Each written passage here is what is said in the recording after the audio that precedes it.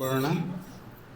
ಲೌಕಿಕವಾಗಿರ್ತಕ್ಕಂಥ ಎಲ್ಲ ವಿಚಾರಗಳನ್ನು ಬದಿಗೊತ್ತಿ ಸ್ವಲ್ಪ ಹೊತ್ತು ದೇವರು ನಿಮ್ಮೊಟ್ಟಿಗೆ ಯಾವ ರೀತಿಯಿಂದ ಮಾತನಾಡ್ತಾ ಇದ್ದಾನೆ, ದೇವರು ಇವತ್ತು ಯಾವ ಸಂದೇಶ ನಮಗೆ ಕೊಡ್ತಾ ಇದ್ದಾನೆ ಅಂತನ್ನುವುದರ ಬಗ್ಗೆ ಸ್ವಲ್ಪ ನಾವು ಗಮನ ಕೊಟ್ಟಿದ್ದೇ ಆದರೆ ನಿಜಕ್ಕೂ ನಾವು ಕೇಳಿದ್ದು ಇಷ್ಟೊತ್ತು ಕುಳಿತಿದ್ದು ಪ್ರತಿಯೊಂದೊಂದರಲ್ಲಿ ನಾವು ಸಾರ್ಥಕತೆಯನ್ನು ಕಾಣಲಿಕ್ಕಾಗುತ್ತದೆ.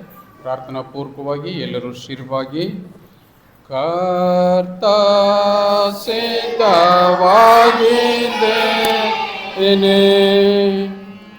ನನ್ನ ಕೂಡ ಮಾತಾಡು, ನಿನ್ನ ಧ್ವನಿ ಕೇಳಬೇನೆ,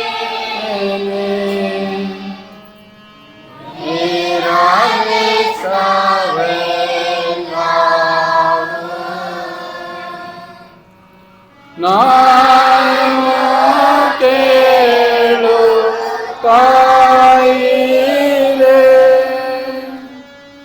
ನನಗೇನು ಹೇಳುವೆ. ನಮ್ಮ ರಕ್ಷಕನಾಗಿರ್ತಕ್ಕಂಥ ಪ್ರೀತಿಯುಳ್ಳ ತಂದೆಯಾದ ಯೇಸುವೆ, ನಿನ್ನ ವಾಕ್ಯವನ್ನು ಕೇಳುವ ಒಂದು ನಿಟ್ಟಿನಲ್ಲಿ ನಮ್ಮನ್ನು ನಾವು ಸಿದ್ಧಪಡಿಸಿಕೊಂಡು ಏಕಾಗ್ರತೆಯಿಂದ ಕರ್ತನೆ ನಾವು ನಿನ್ನ ಕಡೆ ಕಿವಿಗೊಟ್ಟಿದ್ದೇವೆ. ನಮ್ಮನ್ನು ಲಾಲಿಸು. ನೀನು ಹೇಳುವ ಪ್ರತಿಯೊಂದೊಂದು ನುಡಿಗಳು ನಮ್ಮ ಜೀವನದಲ್ಲಿ ಅಳವಡಿಸಿಕೊಳ್ಳಿಕ್ಕಾಗ್ತಕ್ಕಂಥ ಸಕಲ ಕೃಪೆಗಳನ್ನು ದಯಪಾಲಿಸೆಂದು ಕರ್ತನ ಹೆಸರಿನಲ್ಲಿ ಬೇಡಿಕೊಂಡಿದ್ದೇವೆ ನಮ್ಮ ತಂದೆಯೇ, ಆಮೇನ್. ಇವತ್ತಿನ ಸಂದೇಶ, ಈ ಲೋಕದಲ್ಲಿ ನಾವು ಜೀವಿಸ್ತಾ ಇದ್ದೇವೆ. ಜೀವನ ಎಂಬುದು ಒಬ್ಬೊಬ್ರಿಗೆ ಏನಾಗಿದೆ ಅಂದರೆ ಭಾಳ ದೊಡ್ಡ ಭಾರವಾಗಿಬಿಟ್ಟಿದೆ. ಯಾಕಂತಂದರೆ ಜೀವನದಲ್ಲಿ ಬರ್ತಕ್ಕಂಥ ಅಡಚಣೆಗಳು, ನಮ್ಮ ಜೀವಿತದಲ್ಲಿ ಬರ್ತಕ್ಕಂಥ ದುರ್ಘಟನೆಗಳು, ನಮ್ಮ ಜೀವನದಲ್ಲಿ ಬರ್ತಕ್ಕಂಥ ಸಮಸ್ಯೆಗಳನ್ನು ನೋಡಿದರೆ ಹೆಂಗಪ್ಪ ನಾವು ಈ ಲೋಕದಲ್ಲಿ ಜೀವಿಸಬೇಕು ಅಂತ ಆ ರೀತಿಯಿಂದ ಚಿಂತೆ ಮಾಡ್ತೇವೆ. ನಾವು ಈ ಬಗ್ಗೆ ಚಿಂತೆ ಮಾಡೋದಕ್ಕಿಂತ ದೇವರು ನಮಗೆ ಯಾವ ರೀತಿಯಿಂದ ಬೋಧಿಸ್ತಾನೆ, ದೇವರು ನಮಗೆ ಯಾವ ರೀತಿಯಿಂದ ಮಾರ್ಗದರ್ಶನ ಮಾಡ್ತಾನೆ, ಆತನ ಪ್ರತಿಯೊಂದೊಂದು ವಾಕ್ಯಗಳನ್ನು ನಮ್ಮ ಜೀವಿತದಲ್ಲಿ ನಾವು ಅಳವಡಿಸಿಕೊಂಡಿದ್ದೀವಿ. ಆದರೆ ಈ ಲೋಕದ ಜೀವಿತ ಇಷ್ಟು ಸುಗಮವಾಗಿರ್ತದೆ, ಇದು ಏನಾಗಿಬಿಡ್ತದೆ ಅಂತಂದರೆ ಸುಂದರ ತೋಟದಲ್ಲಿ ಜೀವಿಸುವ ಪ್ರತಿಯೊಂದೊಂದು ಒಂದು ಒಳ್ಳೆಯ ಜೀವಿಗಳು ನಾವಾಗಲಿಕ್ಕೆ ಸಾಧ್ಯ ಇದೆ. ಅದನ್ನು ಬಿಟ್ಟು ಈ ಲೋಕದಲ್ಲಿ ಕಾಣ್ತಕ್ಕಂಥ ಸೌಂದರ್ಯ, ಈ ಲೋಕದಲ್ಲಿ ಕಾಣ್ತಕ್ಕಂಥ ಐಶ್ವರ್ಯ, ಈ ಲೋಕದಲ್ಲಿ ಕಾಣ್ತಕ್ಕಂಥ ವ್ಯಾಮೋಹ, ಇಂಥವುಗಳಿಗೆ ನಾವು ಅದಕ್ಕೆ ಹೋಗ್ಬಿಟ್ರೆ, ಆ ಕಡೆ ಸ್ವಲ್ಪ ಕಣ್ಣು ಹೊರಳಿಸಿ ನೋಡಿದರೆ ಅಲ್ಲೇನಾಗ್ತದೆ ಅಂತಂದರೆ ನಮ್ಮ ಜೀವಿತ ಕುಸಿಯುವಂಥ ಪರಿಸ್ಥಿತಿ, ಹೆಜ್ಜೆ ಹೆಜ್ಜೆಗೂ ಭಾರವನ್ನು ಹೊತ್ತುಕೊಂಡು ಹೋಗ್ತಾ ಇದ್ದೇವೆ.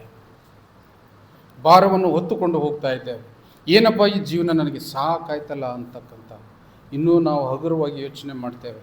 ಇನ್ನೂ ಅನೇಕರು ಭಾಳ ಘೋರವಾದ ವಿಚಾರ ಮಾಡಿ ಈ ಲೋಕದಿಂದ ಅವ್ರು ಏನು ಮಾಡ್ತಾರೆ ಅಂತಂದರೆ ಆತ್ಮಹತ್ಯೆ ಮಾಡಿಕೊಂಡು ದೂರವಾಗ್ತಾರೆ. ಆದರೆ ಇವತ್ತಿನ ದಿವಸದಲ್ಲಿ ದೇವರು ಅಂಥವ್ರಿಗಾಗಿ ಮತ್ತು ನಾವು ಇಲ್ಲಿ ಸುಲಲಿತವಾಗಿ ಜೀವಿಸುವ ಪ್ರತಿಯೊಬ್ಬೊಬ್ಬರು ಯಾವ ರೀತಿಯಿಂದ ಜೀವಿಸಬೇಕೆಂತೆನ್ನುವುದರ ಬಗ್ಗೆ ಆತನು ಹಲವು ಮಾರ್ಗದರ್ಶನಗಳನ್ನು ನಮಗೆ ಕೊಡಲಿಕ್ಕಿದ್ದಾನೆ. ಮೀಕನು, ಪ್ರವಾದಿಯಾಗಿರ್ತಕ್ಕಂಥ ಮೀಕನು ಹೇಳ್ತಾನೆ ಏನಂತಂದರೆ 6ನೇ ವಚನದಲ್ಲಿ ಹೇಳ್ತಾನೆ, ನಾನು ಯೆಹೋವನ ಸನ್ನಿಧಿಯಲ್ಲಿ ಯಾವ ಕಾಣಿಕೆಯೊಡನೆ ಕಾಣಿಸಿಕೊಳ್ಳಲಿ, ಯಾವುದನ್ನು ಅರ್ಪಿಸಿ ಮಹೋನ್ನತ ದೇವರ ಸಮ್ಮುಖದಲ್ಲಿ ಅಡ್ಡ ಬೀಳಲಿ, ಹೋಮದ ಪಶುಗಳನ್ನು ಮತ್ತು ವರ್ಷದ ಕರುಗಳನ್ನು ತೆಗೆದುಕೊಂಡು ಬಂದು ಆತನ ಮುಂದೆ ಕಾಣಿಸಿಕೊಳ್ಳಲೇನು. ಒಂದು ಆತಂಕ ನಮಗೆ. ದೇವರು ನಮಗೆ ಆಶೀರ್ವಾದ ಮಾಡಿದ್ದಾನೆ, ದೇವರು ನಮಗೆ ಜನ್ಮ ಕೊಟ್ಟಿದ್ದಾನೆ, ಇರಲಿಕ್ಕೆ ವಾಸ ಮಾಡಲಿಕ್ಕೆ ಎಲ್ಲ ವಾತಾವರಣವನ್ನು ಕೊಟ್ಟಿದ್ದಾನೆ. ಸೂರ್ಯ, ಚಂದ್ರ, ನಕ್ಷತ್ರ, ನೀರು, ಪ್ರತಿಯೊಂದೊಂದು ಮನುಷ್ಯನ ಜೀವಿತಕ್ಕೆ ಯಾವುದು ಎಷ್ಟು ಅವಶ್ಯವಾಗಿದೆಯೋ ಅದನ್ನೆಲ್ಲ ದಾನವಾಗಿ ಕೊಟ್ಟಿದ್ದಾನೆ. ಆದರೆ ನಾವೇನು ಆತಗೆ ಕೊಡ್ತೇವೆ ಅಂತಕ್ಕಂಥದ್ದು ಒಂದು ದೊಡ್ಡ ಪ್ರಶ್ನೆಯಾಗಿದೆ. ಹಲವು ಸಂದರ್ಭಗಳಲ್ಲಿ ಹೇಳ್ತೀವಿ, ದೇವರು ನನಗೇನು ಮಾಡಿದ್ದಾನೆ ಪ್ರಶ್ನೆ ಮಾಡ್ಕೊಳ್ತೀವಿ. ನಾವು ಏನು ಮಾಡಿದ್ದಾನೆ, ಇನ್ನೇನು ಮಾಡಬೇಕಾಗಿದೆ ನಮಗೆ ಗೊತ್ತಿಲ್ಲ. ಆತನಿಗೆ ಗೊತ್ತಿಲ್ಲದ ರೀತಿಯಲ್ಲಿ ನಾವು ಜೀವನ ಮಾಡ್ತಾ ಇದ್ದೇವೆ. ನಾವು ಸೇವಿಸ್ತಕ್ಕಂಥ ಗಾಳಿ ಆ ದೇವರು ಕೊಟ್ಟಿರ್ತಕ್ಕಂಥದ್ದು, ನಾವು ತಿರುಗಾಡ್ತಕ್ಕಂಥ ಬೆಳಕು ಆತನ ಮುಖಾಂತರವಾಗಿ ಲೋಕಕ್ಕೆ ಬಂದಿರತಕ್ಕಂಥದ್ದು, ನಾವು ಸೇವಿಸುವ ಜಲ, ತಿಂತಕ್ಕಂಥ ಪ್ರತಿಯೊಂದೊಂದು ದವಸ ಧಾನ್ಯ, ಅದೆಲ್ಲವನ್ನ ಆತನು ನಮಗೆ ದಾರಿ ಎರೆದು ಕೊಟ್ಟಿದ್ದಾನೆ. ಆದರೆ ಬರೀ ನಿಮಗೆ ಒಂದು ಮನಸ್ಸು ಕೊಡು ಅಂತಂದರೆ ನಾವು ಕೊಡಬೇಕಾಗಲ್ಲ, ಕೊಡ್ಲಿಕ್ಕೆ ಆಗ್ತಾ ಇಲ್ಲ. ಸ್ವಲ್ಪ ಹೊತ್ರಿ ಒಂದು 10 ಇಲ್ಲ 15 ನಿಮಿಷ ದೇವರ ಕಡೆಗೆ ಗಮನ ಕೊಡೋಣ, ಆತನನ್ನು ಆತ್ಮೀಯವಾಗಿ ಅಂತರದಲ್ಲಿ ತೆಗೆದುಕೊಳ್ಳೋಣ, ದೈವ ವಾಕ್ಯದಿಂದ ತೃಪ್ತರಾಗಿ ಧನ್ಯತೆಯಿಂದ ಆತನಿಗೆ ಸ್ತುತಿ ಸ್ತೋತ್ರ ಸಲ್ಲಿಸೋಣ ಅಂತಂದರೆ ಇಲ್ಲ. ಪ್ರಶ್ನೆಗಳು ಹಲವಾರು ಬರ್ತದೆ ನಮಗೆ. ಲೌಕಿಕವಾಗಿ ನಮಗೆ ಈಗ ನಿನ್ನೆ ಮಳೆ ಬಂದಿದೆ, ಹೊಲಗಳು ಬೀಳು ಬಿದ್ದಿವೆ, ನಾವು ಬೇಗ ಹೋಗಬೇಕಾಗಿದೆ, ನಾನು ಸರಿ ತೆಗಿಬೇಕಾಗಿದೆ. ಈ ಪ್ರಾರ್ಥನೆಗೆ ಬಂದತ್ತದ ಧಕ್ಕೆ ಮತ್ತು ಯಾವುದಕ್ಕೂ ಬರೋದಿಲ್ಲ ನಮ್ಮ ಜೀವಿತದಲ್ಲಿ. ನಾವೇನು ತಿಳಿದುಕೊಂಡಿದ್ದೀವಿ ಅಂತಂದರೆ ಈ ಪ್ರಾರ್ಥನಾ ಸಮಯ ಅಂತಂದರೆ ವೇಸ್ಟ್ ಸಮಯ ಅಂತೇಳಿ ತಿಳಿದುಕೊಂಡಿದ್ದೀವಿ. ಎಲ್ಲ ಕಡೆಯಿಂದ ನೋಡ್ರಿ ಯಾವುದಕ್ಕೆ ಕತ್ರೆ, ಬರೀ ಪ್ರೇಯರಿಗೆ ಕತ್ರೆ. ಒಂದು 10 ನಿಮಿಷ ನಾವು ಪ್ರೇಯರ್ ಮಾಡಬೇಕಾಗಿದ್ವಿ, ಬಸ್ ಹೋಗ್ತದ್ರಿ ಜಲ್ದಿ ಮಾಡ್ರಿ, ಒಂದು 2 ನುಡಿಗೆ ಮುಗಿಸ್ಬಿಡ್ತೀವಿ ನಾವು. ಪ್ರತಿಯೊಂದೊಂದಕ್ಕೂ ಈ ರೀತಿಯಿಂದ ಇರ್ತಕ್ಕಂಥ ಸಂದರ್ಭದಲ್ಲಿ ನಾವು ನಿಜವಾಗಿ ದೇವರನ್ನು ಯಾವ ರೀತಿಯಿಂದ ತಿಳಿದುಕೊಂಡಿದ್ವಿ. ಇಲ್ಲಿ ಭಕ್ತನ ಹೇಳ್ತಾನೆ ಏನಂತಂದರೆ, ನಾನು ದೇವರ ಸನ್ನಿಧಿಗೆ ಆತನನ್ನು ಕಾಣುವುದಕ್ಕೆ ಯಾವಾಗ ಯಾವುದರ ಮುಖಾಂತರವಾಗಿ ನಾನು ಹೋಗಲಿ. ಒಂದೊಂದು ಸಲ ನಾವೇನು ಮಾಡ್ತೀವಿ ಅಂತಂದರೆ, ದೊಡ್ಡ ದೊಡ್ಡ ಅಧಿಕಾರಿಗಳನ್ನು ಭೇಟಿಯಾಗ್ಲಿಕ್ಕೆ ಹೋಗ್ಬೇಕಾಯ್ತು ಅಂತಂದರೆ ಹೂವಿನ ಒಂದು ಗುಚ್ಛವನ್ನು ತೆಗೆದುಕೊಂಡು ಹೋಗ್ತೇವೆ, ಇಲ್ಲ ಹೂಮಾಲೆಯನ್ನು ತೆಗೆದುಕೊಂಡು ಹೋಗ್ತೇವೆ. ಇಲ್ಲಿ ಆ ಪ್ರವಾದಿ ಹೇಳ್ತಾನೆ ಏನಂತಂದರೆ, ನಾನು ಯೆಹೋವನ ಸನ್ನಿಧಿಯಲ್ಲಿ ಯಾವ ರೀತಿಯಿಂದ ಕಾಣಿಸಿಕೊಳ್ಳಿ, ನಾನು ದೊಡ್ಡ ಕಾಣಿಕೆಯನ್ನು ತೆಗೆದುಕೊಂಡು ಹೋಗ್ಲೋ, ಅಥವಾ ಯಜ್ಞ ಹೋಮ ಮಾಡುವುದಕ್ಕಾಗಿ ಮನೆಯಲ್ಲಿ ಇರ್ತಕ್ಕಂಥ ಚೊಚ್ಚಲು ಕರುವನ್ನು ತೆಗೆದುಕೊಂಡು ಹೋಗ್ಲೋ, ಯಾವುದು ಪವಿತ್ರವಾಗಿದೆ, ಆತನಿಗೆ ಯಾವುದನ್ನು ಕೊಟ್ಟರೆ ಆತನನ್ನು ಮೆಚ್ಚುತ್ತಾನೆ, ಅದು ಪ್ರಶ್ನೆಯಾಗಿದೆ ಆತಗೆ. ಆದರೆ ದೇವರು ಅದನ್ನು ಯಾವುದು ಮೆಚ್ಚೋದಿಲ್ಲ ಅಂತ ಹೇಳ್ತಾನೆ. ನೀನು ತರ್ತಕ್ಕಂಥ ಆ ಐಶ್ವರ್ಯ ನನಗೆ ಬೇಕಾಗಿಲ್ಲ, ನೀನು ಕೊಡ್ತಕ್ಕಂಥ ಕುರಿ ಕೋಳಿ ನನಗೆ ಅದು ಬೇಕಾಗಿಲ್ಲ, ನನಗೇನು ಬೇಕಾಗಿದೆ, ನಿನ್ನ ಪವಿತ್ರವಾಗಿರ್ತಕ್ಕಂಥ ಆ ಪ್ರೀತಿಯ ಹೃದಯ ಮಾತ್ರ ನನಗೆ ಬೇಕಾಗಿದೆ, ನೀನು ಅಷ್ಟು ಬಂದರೆ ಸಾಕು ಅಂತೇಳಿ ಹೇಳ್ತಾನೆ. ಆದುದರಿಂದ ಪ್ರಿಯರೇ, ಇವತ್ತಿನ ಈ ಲೋಕದಲ್ಲಿ ನಾವು ಜೀವಿಸಬೇಕಾಯ್ತು ಅಂತಂದರೆ ನಾನು 5 ಸೂತ್ರಗಳನ್ನು ಹೇಳ್ತೇನೆ, ಇವು ನಿಮ್ಮ ಜೀವನದಲ್ಲಿ ಅಳವಡಿಸ್ಕೊಟ್ಟು. ಯಾಕೆಂತಂದರೆ ಭಾರವಾದ ಜೀವನವನ್ನು ನಾವು ಹಗುರ ಮಾಡಿಕೊಳ್ಬೇಕಾಗಿದೆ. ಹೊತ್ತು ಕುಂತಿರ್ತಕ್ಕಂಥ ನಮ್ಮ ತಲೆಯಲ್ಲಿರ್ತಕ್ಕಂಥ ಯೋಚನೆಗಳನ್ನು ನಾವು ಬಿಟ್ಟು ಬಿಡಬೇಕಾಗಿದೆ. ಇನ್ನೂ ಅನೇಕ ರೀತಿಯಿಂದ ಲೋಕದಲ್ಲಿ ಬರ್ತಕ್ಕಂಥ ಎಲ್ಲ ಕಷ್ಟಗಳು ಈ 5 ಸೂತ್ರದಲ್ಲಿ ಏನಾಗ್ತದೆ ಅಂತಂದರೆ ನಮ್ಮನ್ನು ಸರಳವಾಗಿ ಜೀವಿಸುವುದಕ್ಕೆ ದೇವರು ಅನುವು ಮಾಡಿಕೊಡ್ತಾನೆ. ಅದಕ್ಕಾಗಿ ಇಲ್ಲಿ ಮುಖ್ಯವಾಗಿ 8ನೇ ವಚನದಲ್ಲಿ ನಾವು ನೋಡೋಣ, ಮನುಷ್ಯನೇ ಒಳ್ಳೆಯದು ಇಂಥದ್ದೇ ಎಂದು ಯೆಹೋವನು ನಿನಗೆ ತೋರಿಸಿದ್ದಾನೆ. ಯಾವುದು ಒಳ್ಳೆಯದು ಅಂತೇಳಿ, ಯಾವುದು ನೋಡ್ರಿ ಮುಂದೆ, ನ್ಯಾಯವನ್ನು ಆಚರಿಸ್ತಕ್ಕಂಥದ್ದು, ಕರುಣೆಯಲ್ಲಿ ಆಸಕ್ತನಾಗಿರ್ತಕ್ಕಂಥದ್ದು, ನಿನ್ನ ದೇವರಿಗೆ ನಮ್ರವಾಗಿ ನಡೆದುಕೊಳ್ತಕ್ಕಂಥದ್ದು, ಇನ್ನಷ್ಟೇ ಹೊರತು ಯೆಹೋವನು ನಿನ್ನಿಂದ ಏನು ಕೇಳಂಗಿಲ್ಲ ಅಂತ ಹೇಳ್ತಾನೆ. ಇವೆಲ್ಲ ನಾವು ತೆಗೆದುಕೊಳ್ತಕ್ಕಂಥದ್ದು ಕಾಣಿಕೆ ದೇಣಿಗೆ ಅವೆಲ್ಲಷ್ಟು ಏನಂದರೆ ನಮ್ಮ ಉಪಜೀವನಕ್ಕೆ, ದೇವರಿಗೆಲ್ಲ, ನಮ್ಮ ಉಪಜೀವನಕ್ಕೆ. ಆತನು ಕೆಲವು ಸೂತ್ರಗಳನ್ನು ಹಾಕಿ ಕೊಟ್ಟಿದ್ದಾನೆ. ನೀವು ಕಾಣಿಕೆಯನ್ನು ಕೊಡ್ರಿ, ನಿಮ್ಮ ಸಭೆ ಅಭಿವೃದ್ಧಿ ಆಗ್ತದೆ, ಸಭೆಯ ಕೆಲಸಗಳು ಸುಲಲಿತವಾಗಿ ಆಗ್ತದೆ ಅಂತೇಳಿ. ಇಲ್ಲ, ನೀನು ತಂದು ಕೊಡು, ನಾನು ತಿಂದು ಕುಂದಿರ್ತೀನಿ ಅಂತೇಳಿ ಎಲ್ಲೂ ದೇವರು ಹೇಳಲಿಲ್ಲ. ಅದಕ್ಕಾಗಿ ಆತನ ಅಷ್ಟು ಅದ್ಭುತವಾಗಿ ಹೇಳ್ತಾನೆ ಏನಂತಂದರೆ, ಬರೀ ನ್ಯಾಯವನ್ನು ಆಚರಿಸಬೇಕು. ಈ ಲೋಕದಲ್ಲಿ ನಾವು ನ್ಯಾಯವಾಗಿರ್ತಕ್ಕಂಥದ್ದು ಇನ್ನೊಬ್ಬನ ಬಂದು ಯಾಕೆ ಕೇಳಬೇಕಾಗಿದೆ ನಮಗೆ? ಹೌದು, ನಿನ್ನ ತಪ್ಪು ಇನ್ನೊಬ್ಬನು ಖಂಡಿಸ್ತಕ್ಕಂಥದ್ದು ಯಾಕಿದೆ? ಅನ್ಯಾಯವಾಗಿ ಮಾಡ್ತಕ್ಕಂಥ, ನಮಗೆ ಗೊತ್ತಿದೆ ರೀ ನಮ್ಮ ಜೀವನ ಯಾವ ರೀತಿಯಿಂದಿದೆ ಅಂತೇಳಿ. ನಾನು ಎಲ್ಲಿ ಅನ್ಯಾಯ ಮಾಡ್ತೀನಿ ಅಂತೇಳಿ ಪ್ರತಿಯೊಬ್ಬರು ನಾನು ಈ ಮೌಖಿಕವಾಗಿ ಎಲ್ಲರೆದುರು ಹೇಳಲಿಕ್ಕಾಗೋದಿಲ್ಲವಾದರೂ ಮನಸ್ಸಿನಲ್ಲಿ ಕಾಡ್ತದೆ, ನಾನು ಅನ್ಯಾಯವಾಗಿ ಹಿಡಿದಿದ್ದೇನೆ ಈ ದಾರಿ ಅಂತೇಳಿ. ಹೇಳಲಿಕ್ಕಾಗೋದಿಲ್ಲ. ಆದರೆ ಮನಸ್ಸಿನಲ್ಲಿ ಯಾವಾಗಲೂ ನಮಗೆ ಅದು ಕುಕ್ಕುತ್ತಾನೆ ಇರ್ತದೆ. ಏನಂತಂದರೆ ನ್ಯಾಯವನ್ನು ಆಚರಿಸುವುದು ನೀನು. ಅಂತಹ ಸಂದರ್ಭದಲ್ಲಿ ದೇವರು ಹೇಳ್ತಾನೆ ಏನಂತಂದರೆ, ನೀನು ಯಾರನ್ನು ದ್ವೇಷ ಮಾಡಬೇಡ. ಒಂದನೇದು, ಭಾರವಾದ ಜೀವಿತವನ್ನು ನೀನು ಬಿಟ್ಟುಬಿಟ್ಟು ಹಗುರವಾದ ಜೀವಿತ ನೀನು ಹೊಂದಬೇಕಾಯ್ತಂತಂದರೆ ದೇವರು ಹೇಳ್ತಕ್ಕಂಥದ್ದು ಮೊದಲನೇದಾಗಿ ಏನು ಹೇಳ್ತಾನೆ ಅಂತಂದರೆ, ನೀನು ಯಾರನ್ನ ದ್ವೇಷಿಸಬೇಡ. ನೆವರ್ ಹೇಟ್ ಎನಿ ಒನ್ ಅಂತೆ. Never hate anyone. ಯಾರೊಬ್ಬನೂ ಕೂಡ ಈ ಲೋಕದಲ್ಲಿ ನೀನು ದ್ವೇಷಿಸಬೇಡ. ಅದನ್ನು ನೀನು ಸೂತ್ರ ಮಾಡ್ಕೊ ನಿನ್ನ ಜೀವನಕ್ಕೆ. ನೀನು ಹಗುರವಾಗಿ ಜೀವಿಸಬೇಕಾಗಿದ್ದೇನಾ? ನೀನು ಪ್ರೀತಿಯಿಂದ ಇರಬೇಕಾಗಿದ್ದೇನಾ? ನೀನು ಎಲ್ಲರ ಪ್ರೀತಿಯನ್ನು ನೀನು ಗಳಿಸಬೇಕಾಗಿದ್ದೇನಾ ಅಂತಂದಾಗ ನ್ಯಾಯವನ್ನು ಆಚರಿಸುವುದಲ್ಲದೆ ನೀನು ಯಾರನ್ನು ಕೂಡ ದ್ವೇಷ ಮಾಡಬೇಡ ಅಂತೇಳಿ. ಮತ್ತಾಯನ ಸುವಾರ್ತೆ 5:44 ಹೇಳ್ತದೆ ಏನಂತ ಹೇಳಿದ್ರೆ, ನಿನ್ನ ನೆರೆಯವನನ್ನು ಪ್ರೀತಿಸಿ ನಿನ್ನ ವೈರಿಯನ್ನು ಹಗೆ ಮಾಡಬೇಕೆಂದು ಹೇಳಿಯದೆ ಎಂಬುದಾಗಿ ಕೇಳಿದ್ದೀರಷ್ಟೇ. ಇದು ಸರಳವಾಗಿ ನಾನು ನೀನು ಆಡ್ತಕ್ಕಂಥ ಮಾತು ಇದು. ನಿನ್ನ ನೆರೆಯವನನ್ನು ಪ್ರೀತಿಸು, ಮತ್ತೆ ನಿನ್ನ ವೈರಿಯನ್ನು ಹಗೆ ಮಾಡಬೇಕೆಂದು ಹೇಳಿದೆ. ಇದು ಸತ್ಯವೇದ ಹೇಳಿಲ್ಲ, ಇದು ನಾನು ನೀನು ಹೇಳ್ತೀವಿ. ನೋಡ್ರಿ, ಒಂದೊಂದು ಸಲ ಮಾತು ಬಂದಾಗ ಅಂತಿರ್ತೀವಿ ನಾವು, ವೈರಿನ ಪ್ರೀತಿ ಮಾಡ್ಬೇಕಂತಂದಾಗ ವೈರಿನ ಹೊಡಿಲಿಲ್ಲ ಅಂತ ನೀನು ಮುದ್ದಾಡ್ತಾರ ಅಂತ ಕೇಳ್ತೀವಿ ನಾವು. ಹೌದಾ, ಅವನು ನನ್ನ ಮೈ ಮೇಲೆ ಬಂದಾನೆ, ಅವನು ನನ್ನ ಹೊಲ ಕಸ್ಕೊಳ್ತಾ ಇದ್ದಾನೆ, ನನ್ನ ಜಾಗ ಹಿಡ್ಕೊಳ್ತಾ ಇದ್ದಾನೆ, ಅವನಿಗೆ ನಾವು ಮುದ್ದಾಡಬೇಕಾ? ನಮ್ಮೆಲ್ಲರ ಪ್ರಶ್ನೆ. ಆದರೆ ಸತ್ಯವೇದ ಹೇಳ್ತದೆ, ದೇವರು ಹೇಳ್ತಾನೆ, ಯೇಸು ಕ್ರಿಸ್ತನು ಹೇಳ್ತಾನೆ, ಈ ಲೋಕದಲ್ಲಿ ಶಾಂತಿಯಾಗಿರ್ಬೇಕಾ? ನೀವು ಈ ಭೂಲೋಕದಲ್ಲಿ ಶಾಂತಿ ಸಮಾಧಾನದಿಂದ ಹೊಂದಿ ಬಾಳ್ಬೇಕಾ? ಈ ಲೋಕದಲ್ಲಿ ಬಹಳ ದಿವಸಗಳ ಕಾಲ ನಾನು ಜೀವಿಸಬೇಕಾ? ಯಾರಿಗೂ ಮನಸ್ಸಿಲ್ಲ ಸಾಯ್ತಕ್ಕಂಥದ್ದು ಈ ಲೋಕದಿಂದ. ಎಂಥ ಬಡವ ಇದ್ದೀನಿ ಅಂತಂದ್ರೂ, ಇವತ್ತು ನನಗೆ ಊಟ ಸಿಗೋದಿಲ್ಲ ಅಂತಂದ್ರೂ ನಾನು ಸಾಯ್ಬೇಕಂತ ಅನ್ನೋದಿಲ್ಲ, ಬರೀ ಜನಮೆಚ್ಚಿಗೆ ಸಾಯ್ಬೇಕಂತೀವಿ. ಆದರೆ ನಮ್ಮ ಆಂತರ್ಯದಲ್ಲಿ ಏನಿದೆ, ಇನ್ನೂ ಕೆಲವು ದಿವಸ ಇದ್ದರೆ ಚೆನ್ನಾಗಾಗ್ತದೆ ಅಂತ.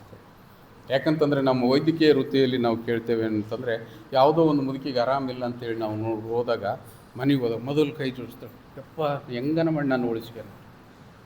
ಎಷ್ಟು ಆಸೆ ರೀ ಲೋಕದ ಮೇಲೆ ನಮಗೆ, ಎಷ್ಟು ಆಸೆನೋ ದುರಾಸೆನೋ ಗೊತ್ತಿಲ್ಲ.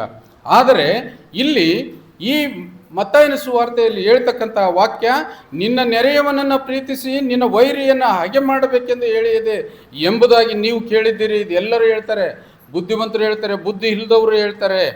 ಆದರೆ ಶರಣರು ಯಾರು ಹೇಳಂಗಿಲ್ಲ. ಯೇಸು ಸ್ವಾಮಿ ಎಲ್ಲಿ ಹೇಳಲಿಲ್ಲ. ಆದರೆ ನಾನು ನಿಮಗೆ ಹೇಳ್ತೇನೆ, ಯೇಸು ಸ್ವಾಮಿ ಹೇಳ್ತಾನೆ ನೋಡಿ, ನೀವೆಲ್ಲ ಅದನ್ನು ಕೇಳಿರಪ್ಪ. ನಾನು ನಿಮಗೆ ಹೇಳ್ತೇನೆ ಏನಂದರೆ, ನಿಮ್ಮ ವೈರಿಗಳನ್ನು ಪ್ರೀತಿಸಿರಿ, ನಿಮ್ಮನ್ನು ಹಿಂಸೆ ಪಡಿಸುವವರಿಗೋಸ್ಕರವಾಗಿ ದೇವರನ್ನು ಪ್ರಾರ್ಥಿಸಿರಿ.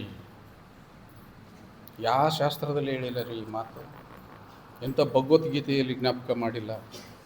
ಅಲ್ಲಿ ಹೇಳ್ತದೆ ಏನಂತಂದರೆ, ತೊಡು ಹುಟ್ಟ ಏನದು, ಎತ್ತು ನಿನ್ನ ಗಾಂಡಿವೆ, ಹೊಡಿ ಅವನು ಎದುರು ಬಂದವನಿಗೆ ಅಂತ ಹೇಳ್ತದೆ. ಮಹಾಭಾರತ ಯುದ್ಧದಲ್ಲಿ ಅರ್ಜುನ ಪೌರುಷ ನೀವು ಕೇಳಬೇಕು, ಇನ್ನೂ ಕೇಳಬೇಕಂತ ಅನ್ನೋದು ಅಷ್ಟು ಸ್ವಾರಸ್ಯಕರವಾಗಿರ್ತಕ್ಕಂಥ ಕತೆ. ಆದರೆ ಇಲ್ಲಿ ಸತ್ಯವೇದದಲ್ಲಿ ಆ ರೀತಿಯಿಂದಿಲ್ಲ.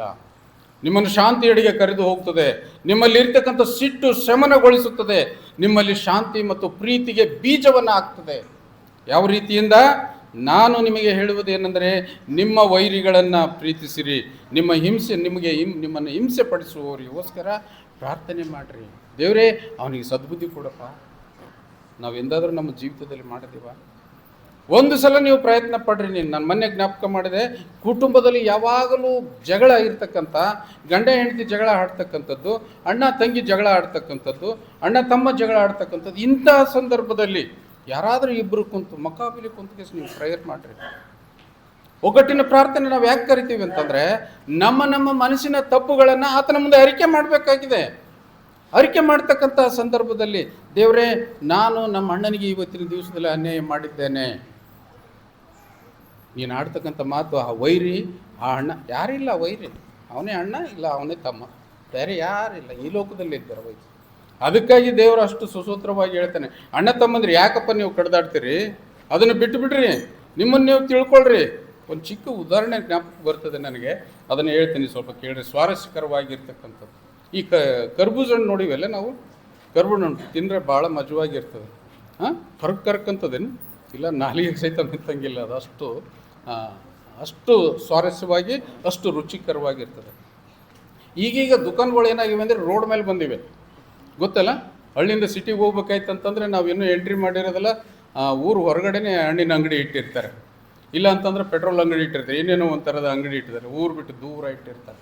ಇಲ್ಲಿ ಒಂದು ಹೆಣ್ಮಗಳು 14 ಇಲ್ಲ 15 ವರ್ಷದ್ದು ಇರ್ಬೋದು ಅಂತೇಳಿ ನನಗನ್ನಿಸ್ತದೆ. ಆ 15 ವರ್ಷದ ಹುಡುಗಿ ಏನು ಮಾಡ್ತಾಳೆ ಅಂತಂದರೆ, ಆ ಹಣ್ಣನ್ನು ಮಾರಲಿಕ್ಕೆ ಹಣ್ಣಿನ ಗಾಡಿ ಇಟ್ಕೊಂಡು ಮಾರಾಟಕ್ಕೆ ನಿಂತಿರ್ತಾಳೆ. ಈಗ ನಮ್ಮಂಥ ಇಬ್ಬರು ಗಂಡ ಹೆಂಡತಿ, ಒಂದು ಮಗ ಏನು ಮಾಡ್ತದೆ ಅಂತಂದರೆ, ಆ ದಾರಿಯಾಗಿ ಹೋಗ್ತಾರೆ.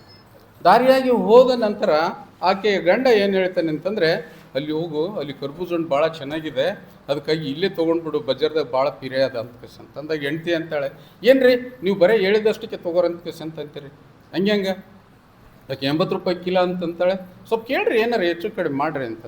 ಇಲ್ಲಮ್ಮ ನನಗೆ ಗೊತ್ತಿದೆ, ಇಲ್ಲಿ ಬಜಾರ್ದಾಗ ಹೋದರೆ 120 ರೂಪಾಯಿ ಇದೆ, ಆಕೆ 80 ಅಂತಾಳೆ ಅಂದ್ರೆ ತೊಗೋಬಾರ್ದು, ಯಾಕೆ ತೊಗೋ ಅಂತೇಳಿ ಗಂಡ ಅಂದರೆ, ಈಗ ನೋಡಿ ನಾ ಹೆಂಗೆ ಮಾಡ್ತೀನಿ ನೋಡಿ, ನೀನು ಹೇಳಿದಿಲ್ಲಿಗೆ ಹೆಂಗೆ ತೊಗೋತೀನಿ ಅಂತೇಳಿ ಈ ಕಡೆ ಸೀಟಿಗೆ ಕುಂತಾಕಿ ಎದ್ದು ಆ ಹಣ್ಣು ಮಾರ್ತಕ್ಕಂಥ ಹೆಣ್ಮಗಳ ಬಲಿಗೆ ಬರ್ತಾಳೆ. ಹೆಣ್ಮಗಳ ಬಲಿಗೆ ಬಂದು ಕೇಳ್ತಾಳೆ, ಹೆಂಗಮ್ಮ ಅಂತ ಕೇಳ್ಸಂತ. 80 ರೂಪಾಯಿ ಕಿಲೋ. 80 ರೂಪಾಯಿ, 50 ರೂಪಾಯಿ ಕೊಡಲ್ಲ? ನಮ್ಮ ಬುದ್ಧಿ ನೋಡ್ರಿ ಹೆಂಗಿದೆ, 50 ರೂಪಾಯಿ ಕೊಡಲ್ಲ, ಏನು ಮಾಡಿದ್ರು ಕೊಡಲ್ಲ ಅಂದಳೆ. ಏನು ಮಾಡಿದ್ರು ಕೊಡಲ್ಲ. ನೀನು ಹೋಗಿ ಬಜಾರ್ದಾಗ ಹೋಗಿ ಕೇಸ್ ತಗೋ, ಸಾಕಾಗಷ್ಟಿಲ್ಲ ಇಲ್ಲಿ ರಾಶಿ ರಾಶಿ, ಅಲ್ಲಿ ಹೋಗಿ ತಗೋ, ನೀನು ಪುಣ್ಯ ಕೊಟ್ಟರೆ ತಗೊಮ್ಮ ಹೋಗಂತ ಕೇಸ್ ಅಂತ. ಈಗ ನೀನು ಹೆಂಗಾರ ಮಾಡಿ ತೊಗೋಬೇಕಲ್ಲ, ಹಣ್ಣು ಚೆನ್ನಾಗ್ಯಾವ, 80 ರೂಪಾಯಿ ಬೇರೆ ಹೇಳ್ತಾಳೆ. ಆಕೆಗೂ ಗೊತ್ತದ ಅಲ್ಲಿ ಹೋದ್ರೆ, ನೋಡಿ ಎಷ್ಟು ಮಾಡಿಕೆ ಸ್ವಲ್ಪ ಕಡಿಮೆ ಮಾಡೋ ಅಂತ ಕೇಸ್ ಅಂತಂದಾಗ ಆಕೆ ಏನು ಕಡಿಮೆ ಮಾಡೋದಿಲ್ಲ. ಆವಾಗ ಏನಂತಾಳಂತಂದರೆ, ಅಲ್ಲಿ ನೋಡು ನಿಮ್ಮ ತಮ್ಮ ಅಣ್ಣ ತಮ್ಮ ಅಂತಾದ್ರೂ ಕಮ್ಮಿ ಮಾಡು, ಏನು ಕಡಿಮೆ ಮಾಡಲ್ಲ ಅಂತ ಹೇಳ್ತಿದ್ದೆ. ಹಾಂ, ಅಲ್ಲಿ ನೋಡಿ ನಿಮ್ಮ ತಮ್ಮ ಹೆಂಗೆ ಕುಂತಾನೆ ಕಾರ್ನಾಗ ಕಿಟಕಿಗೆ ಹೆಂಗೆ ಕಣ್ಣು ಹಾಕ್ಸಾನ, ಅವ್ನು ತಮ್ಮ ಅಂತೇಳಿ ಆದರೂ ಮಾಡು ಅಂತಂದಾಗ ಆ ಹುಡುಗಿ ಮನ ಮರಗಿಬಿಡ್ತದೆ. ಮನ ಮುರುಗಿ ಏನು ಮಾಡ್ತಾಳಂತಂದರೆ, ಒಂದು ಒಳ್ಳೆಯ ಹಣ್ಣನ್ನು ತೊಗೊಂಡು ಹೋಗಿ ಯಾವಾಗ ನನ್ನ ತಮ್ಮ ಅಂತಂದರೆ, ಯಾಕಂತ ಮನೆಯಲ್ಲಿ ಕೂಡ ಒಬ್ಬ ತಮ್ಮನ ನಾನು ಬಿಟ್ಟು ಬಂದಿದ್ದೀನಿ, ಈತನೂ ಒಬ್ಬ ತಮ್ಮ ಅದ ನನಗಂತೇಳಿ ಆ ಹುಡುಗಿ ಪ್ರೀತಿಲಿಂದ ಹೋಗಿ ಆ ಮಗನಿಗೆ, ಆ ತಮ್ಮನಿಗೆ ಏನು ಮಾಡ್ತಾಳಂತಂದರೆ ಆ ಹಣ್ಣು ಕೊಡ್ಲಿಕ್ಕೆ ಹೋಗ್ತಾಳೆ. ಕೊಟ್ಟು ಇನ್ನು ಹಿಡ್ಕೋಬೇಕಂತನ್ನೋದ್ರೊಳಗೆ ದಪ್ಪನ ಕೆಳಗೆ ಬೀಳ್ತದೆ, ಮಣ್ಣುಪಾಲಾಗಿ ಹೋಗಿಬಿಡ್ತದೆ. ಮಣ್ಣುಪಾಲು ಆದ ನಂತರ ಅವಾಗ ಏನು ಮಾಡ್ತಾಳೆ, ಹೋಗ್ಲಿ ಬಿಡು ಸಾಕಷ್ಟು ಅವು ನನ್ನ ಬಲ್ಲಿ, ಅದನ್ನ ಬಿಡು ತಗೋಬೇಡ ಅಂತ ಕೇಸ್ ಅಂತ ಮತ್ತೊಂದು ತೊಗೊಂಡು ಕೇಸ್ ಬರ್ತಾಳೆ, ಮತ್ತೆ ಕೊಡ್ತಾಳೆ. ಅಂತ ಇಲ್ಲಿ ನಿಂತಿರ್ತಾಳೆ ಈ ಅಮ್ಮ. ಆಕಿನ ತಲೆಗೆ ಏನದು ಇನ್ನು, ಈಕೆ ಎಲ್ಲಿ ಬಿದ್ದ ಹಣ್ಣಿಂದ ಸಹಿತ ರೊಕ್ಕ ಕೊಡಂತಾಳೇನು, ನನ್ನ ಮಗನಿಗೆ ಕೊಟ್ಟೋದನ್ನು ರೊಕ್ಕ ಕೊಡಂತಾಳೇನು ಅಂತೇಳಿ ಈಕೆ ಯೋಚನೆ ಮಾಡ್ತಾಳೆ. ಅದಕ್ಕಿಂತ ಮೊದಲು ಈಕೆ ಬಂದು ಆ ಹಣ್ಣಿನವ್ರಿಗೆ ಹೇಳ್ತಾಳೆ ಅಂತಂದ್ರೆ, ಆ ಕೆಳಗೆ ಬಿದ್ದೋದ್ರ ರೊಕ್ಕ ಕೊಡಲ್ಲ ನೋಡಿ, ನಾನು ಕೆಳಗೆ ಬಿದ್ದೋದ್ರ ರೊಕ್ಕ ಕೊಡಲ್ಲ ನೋಡಿ ಇದೊಂದು. ಈಕೆ ಅಂತಾಳ ಹುಡುಗಿ, ಇಲ್ಲಮ್ಮ ನೀ ಕೆಳಗೆ ಬಿದ್ದದ್ದು ಕೇಳ್ತಿದ್ದಿಲ್ಲ, ನೀ ತೊಗೊಂಡದೇ ಕೊಡಬೇಡ ನನಗೆ. ಯಾಕಂತಂದರೆ ನನ್ನ ಸಂಬಂಧ ಹೊಂದಿಸಿದ್ದೀನಿ, ನಿನ್ನ ತಮ್ಮ ಅಂತೇಳಿ ಕೊಡಿಸಿದ್ದೀನಿ ನೀನು. ಹಾಂ, ನನ್ನ ತಮ್ಮನಿಗೆ ನಾ ಏನಾದರೂ ಕೊಡ್ತೀನಿ. ನನ್ನ ತಮ್ಮನ ಬಳಿ ಲಾಭ ಲುಕ್ಷಣದ ಮಾತೆ ಏನಿರ್ತದೆ? ಹಾಂ, ಅಣ್ಣ ತಮ್ಮರಾದ್ರೆ ಲಾಭ ಲುಕ್ಷಣ ಅಂತಕ್ಕಂಥ ಮಾತೇ ಬರಬಾರ್ದು. ತಗೋ, ಅದನ್ನು ಕೊಡಬೇಡ, ಹೋಗು ಇದನ್ನು ತೊಗೊಂಡು ಹೋಗು ಅಂತಂದಾಗ ಆಕೆಗೆ ಏನಾಗಿಬಿಡ್ತದೆ ಅಂತಂದ್ರೆ, ಎಂಥ ಒಳ್ಳೆಯ ಗುಣ ಇದು. ಆಕೆ ಆಡಿದ ಒಂದೇ ಮಾತು ಈ ಕಡೆ ಕುಂತು ಗಾಡಿ ನಡೆಸ್ತಿರ್ತಕ್ಕಂಥ ಆಕೆ ಗಂಡನಿಗೆ ಕಿವಿಗೆ ಬೀಳ್ತದೆ. ಏನಂದಳಕಿ, ಅಣ್ಣ ತಮ್ಮಂದಿರ ಮಧ್ಯೆ ಲಾಭ ಲುಕ್ಷಣ ಯಾಕ? ಆಕೆ ರೊಕ್ಕ ತಗೋಲಿಲ್ಲ, ಆಕೆ 80 ರೂಪಾಯಿ ಕಿಲೋ ಕೊಡಲಿಲ್ಲ. ಆಕೆ ಗಟ್ಟ ಹಿಡಿದು ರೊಕ್ಕ ಕೊಟ್ಟಳು. ಏನಂತಂದರೆ, ಮಗಳೇ ನೀನು ಓದೋದಕ್ಕೆ ತುಟಿ ಬೀಳ್ತವೇನು, ನಿನ್ನ ಶಿಕ್ಷಣಕ್ಕೆ ತೊಂದರೆ ಆಗ್ತದೇನು, ನೀನು ಯೌವನಸ್ಥಳಾಗ್ತಾ ಇದ್ದಿ, ಈ ರೋಡಿಗೆ ಬಂದು ನಿಂತಿದ್ದೆ ಅಂತಂದ್ರೆ ನಿನ್ನ ಕಷ್ಟ ಏನಂಬದ್ದು ನನಗೆ ಗೊತ್ತಿದೆ, ಈ ದುಡ್ಡು ತಗೋ ನೀನು ಅಂಥೇಳಿ ಒತ್ತಾಯದಲ್ಲಿಂದ ಕೊಡೋಷ್ಟರೊಳಗೆ ಇಲ್ಲಿ ಕುಳಿತಿರ್ತಕ್ಕಂಥ ಆಕೆ ಗಂಡನಲ್ಲಿ ಒಂದು ಪರಿವರ್ತನೆ ಭಾವನೆ ಬಂದಿರ್ತದೆ. ಆತ ಹೊರಟಿರ್ತಕ್ಕಂಥದ್ದು ಎಲ್ಲಿ ಹೊಂಟಿರ್ತಾನೆ ಅಂತಂದರೆ ಕೋರ್ಟ್ಗೆ ಹೊಂಟಿರ್ತಾನೆ. ಅವರ ಅಣ್ಣನ ಮೇಲೆ ಕೇಸ್ ಹಾಕೋದಕ್ಕಾಗಿ ಆತ ಏನು ಮಾಡಿರ್ತಾನೆ ಅಂತಂದರೆ, ಹೊಲದ ಡೋಣಕ್ಕಾಗಿ ಕೇಸ್ ಹಾಕೋದಕ್ಕಾಗಿ ಆತನ ಕೋರ್ಟ್ಗೆ ಹೊಂಟಿರ್ತಾನೆ. ಹೊಂಟಾಗ ಅಲ್ಲೇ ನಿಳಿತಾಳೆ ಈ ಚಿಕ್ಕ ಬಾಲಿಕೆಯ ಮಾತು, ಅಣ್ಣ ತಮ್ಮಂದಿರ ಮಧ್ಯೆ ಲಾಭ ಲುಕ್ಷಣ ಏನದ? ಅಣ್ಣ ತಮ್ಮಂದಿರ ಮಧ್ಯೆ ಲಾಭ ಲಕ್ಷಣ ಯಾಕೆ ಆಗ್ತೀವಿ ನಾವು ಅಂತಂದಾಗ ಅಣ್ಣನಿಗೆ ಆಗಿಂದಾಗೆ ಫೋನ್ ಮಾಡ್ತಾನೆ, ಅಣ್ಣ ನೀ ಬಾ, ನಾನು ಹೋಗಿ ಎಲ್ಲ ಕೇಸ್ಗಳನ್ನು ವಾಪಸ್ ತೊಗೊಂಡು ಬರ್ತೀನಿ. ನಾವು ಕೂಡ ಅಣ್ಣ ತಮ್ಮದರಲ್ಲ, ಯಾವುದೋ ಸಂಬಂಧ ಇಲ್ಲದ ಹುಡುಗಿ ಇವತ್ತು ನನ್ನ ಕಣ್ಣು ತೆರೆಸಿತ್ತು, ನೀ ಬಾನ ಎಲ್ಲ ಕೇಸ್ ತೊಗೊಂಡ್ಬರ್ತೀನಿ, ನನಗೆ ಎಷ್ಟು ಲಾಸ್ ಆದರೂ ಅಡ್ಡಿ ಇಲ್ಲ. ಇಲ್ಲಪ್ಪ ನೀನು ಲಾಸ್ ಕೊಡ್ತೀನಿ, ನೀನು ಯಾಕೆ ಇದು ಮಾಡ್ತಿದ್ದೀನಿ, ಕೇಸ್ ತೊಗೊಂಬಂದ್ರೆ ನೀನು ಲಾಸ್ ಏನದ ನಾವು ಕೊಡ್ತೀನಿ ಅಂತ ಕೇಸ್ ಅಂತಂದಾಗ ಇವನಂತಾನೆ, ಅಣ್ಣ ತಮ್ಮದರ ಮಧ್ಯೆ ಯಾವುದು ಲಾಸಪ್ಪ? ಯಾವುದು ಲಾಭ, ಯಾವುದು ಲಾಸು, ಯಾವುದು ವೃಕ್ಷಣ, ಅದು ಯಾವುದೂ ಮಾತು ಬರೋದಿಲ್ಲ ಪ್ರಿಯ, ನಾ ಬರ್ತೀನಿ ಅಂತಂದಾಗ, ಬಾ ತಮ್ಮ ಬೇಗ ಬಾ, ನೀನು ನಿಮ್ಮ ಅತ್ತಿಗೆ ಟೀ ಮಾಡ್ಕೊಂಡಿಟ್ಟು ಕಾಯ್ತಾ ಇದ್ದಾಳೆ. ನಾನು ಕೂಡ ನಿನ್ನ ಅಪ್ಪಿ ಮುದ್ದಾಡಬೇಕಾಗಿದೆ, ನಾನು ನಿನ್ನ ತೆಕ್ಕಿಗೆ ಬೀಳಬೇಕಾಗಿದೆ, ನನಗೆ ಅಷ್ಟು ಆನಂದ ಉಕ್ಕಿ ಬರ್ತಾ ಇದೆ, ಬಾ ಅಣ್ಣ ನೀನು ಬಾ ತಮ್ಮ ಅಂತೇಳಿ ಮನೆಗೆ ಕರೀತಾನೆ. ಇಂತಹ ಸಂದರ್ಭದಲ್ಲಿ ಪ್ರಿಯರೇ, ನಾನು ನೀನು ಇವತ್ತಿನ ದಿವಸದ ಜೀವಿತವನ್ನು ಎಷ್ಟು ಭಾರವಾಗಿ ಮಾಡಿಕೊಂಡಿದ್ದೇವೆ, ಎಷ್ಟು ತಲೆಯಲ್ಲಿ ಒತ್ತುಕೊಂಡು ಕುಳಿತಿದ್ದೇವೆ, ಅವೆಲ್ಲ ನಿಮಗೆ ಏನು ಮಾಡ್ತದೆ ಅಂತೇಳಿ ಮುಂದಿನ ಅಧ್ಯಾಯದಲ್ಲಿ ನೋಡೋಣ. ಆ ಸಂದರ್ಭದಲ್ಲಿ ದೇವರು ಇವತ್ತು ಹೇಳ್ತಾ ಇದ್ದಾನೆ, ಯಾರನ್ನ ದ್ವೇಷ ಮಾಡಲಿಕ್ಕೆ ಹೋಗ್ಬೇಡ್ರಿ. ಸತ್ಯವೇದ ಹೇಳ್ತದೆ, ವೈರನ್ನೇ ಪ್ರೀತಿಸು ಅಂತಂದಾಗ ಇನ್ನೊಬ್ಬರನ್ನ ಪ್ರೀತಿಸೋದು ಏನು ದೊಡ್ಡ ಮಾತೇ ಅಲ್ಲ.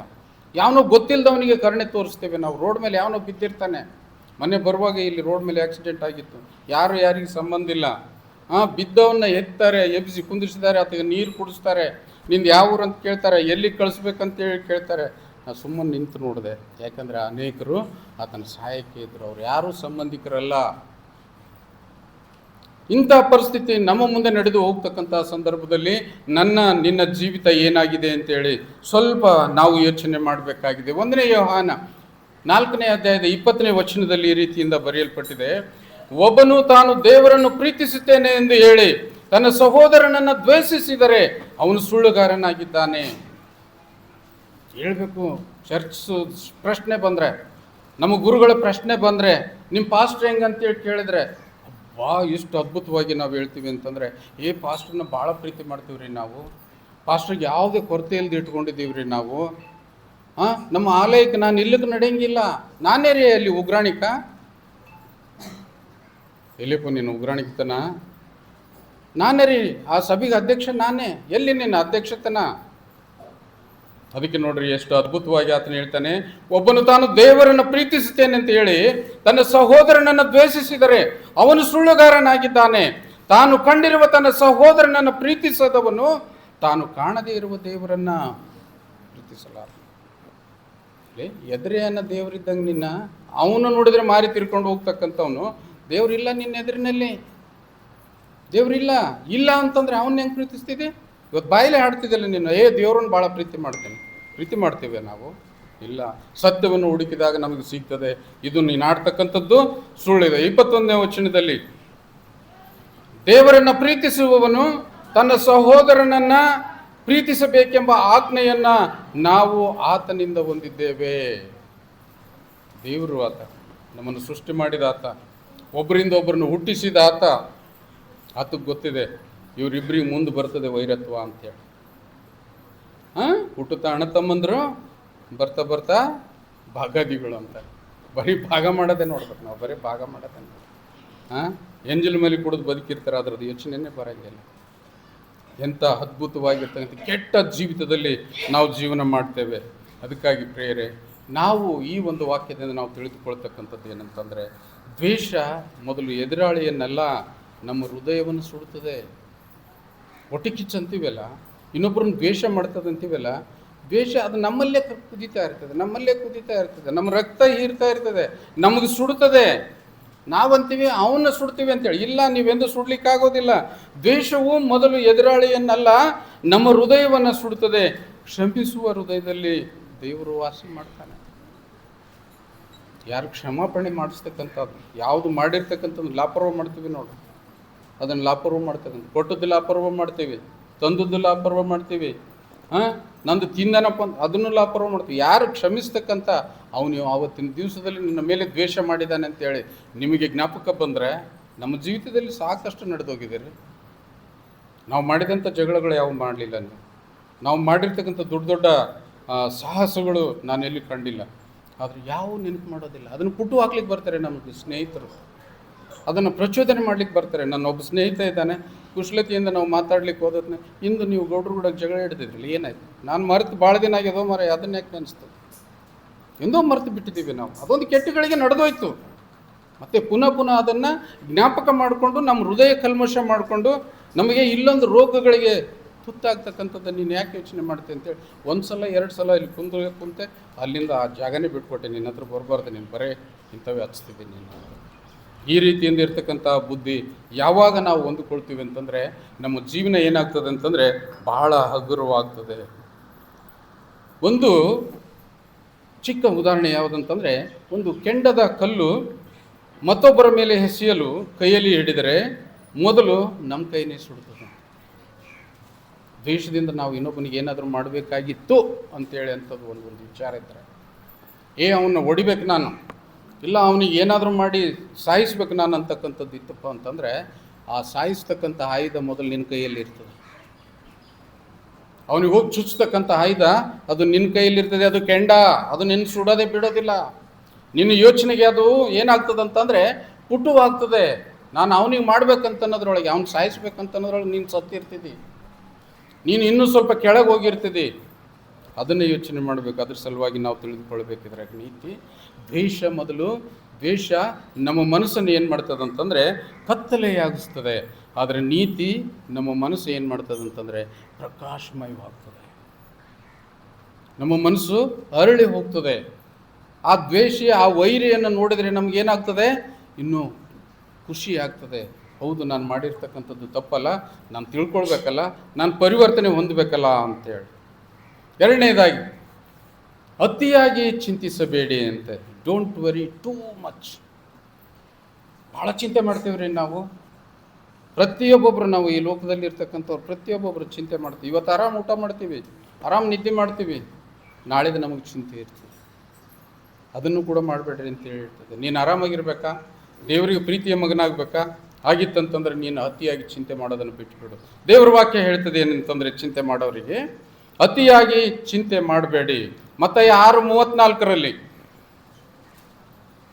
ಆದುದರಿಂದ ನಾಳಿನ ವಿಷಯವಾಗಿ ಚಿಂತೆ ಮಾಡಬೇಡಿರಿ, ನಾಳಿನ ದಿನವು ತನ್ನದನ್ನು ತಾನೇ ಚಿಂತಿಸಿಕೊಳ್ಳುವುದು, ಇವತ್ತಿನ ಕಾಟ ಇವತ್ತಿಗೆ ಸಾಕು. ಅಂದರೆ ಯೋಚನೆ ಮಾಡ್ತಕ್ಕಂಥದ್ದಿಲ್ಲ. ನಾಳೆಗೆ ಹೋಗ್ಬೇಕು, ನಾನು ಬಜಾರ್ಗೆ ಹೋಗ್ಬೇಕು, ನಾಳೆಗೆ ಅದು ತರಬೇಕು, ಇದು ತರಬೇಕು, ಬ್ಯಾಡ್ರಿ ಅದೆಲ್ಲ. ಯಾಕಂತಂದರೆ ನಾಳೆ ಅಂತಕ್ಕಂಥದ್ದು ನನ್ನ ಕೈಯಲ್ಲಿಲ್ಲ.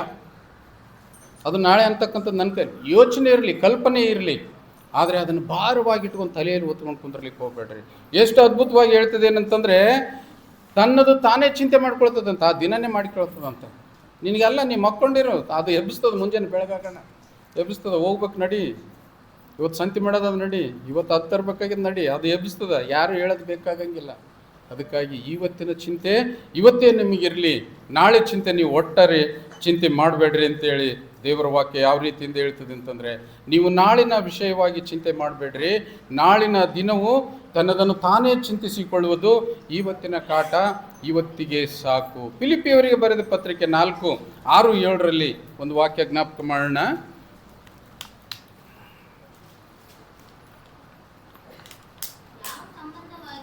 ಯಾವ ಸಂಬಂಧವಾಗಿಯೂ ಚಿಂತೆ ಮಾಡದೆ ಸರ್ವ ವಿಷಯದಲ್ಲಿ ದೇವರ ಮುಂದೆ ಕೃತಜ್ಞತಾಸ್ತುತಿಯನ್ನು ಪ್ರಾರ್ಥನಾ ವಿಜ್ಞಾಪನೆಗಳನ್ನು ಮಾಡುತ್ತಾ ನಿಮಗೆ ಬೇಕಾದದ್ದನ್ನು ತಿಳಿಯಪಡಿಸಿರಿ.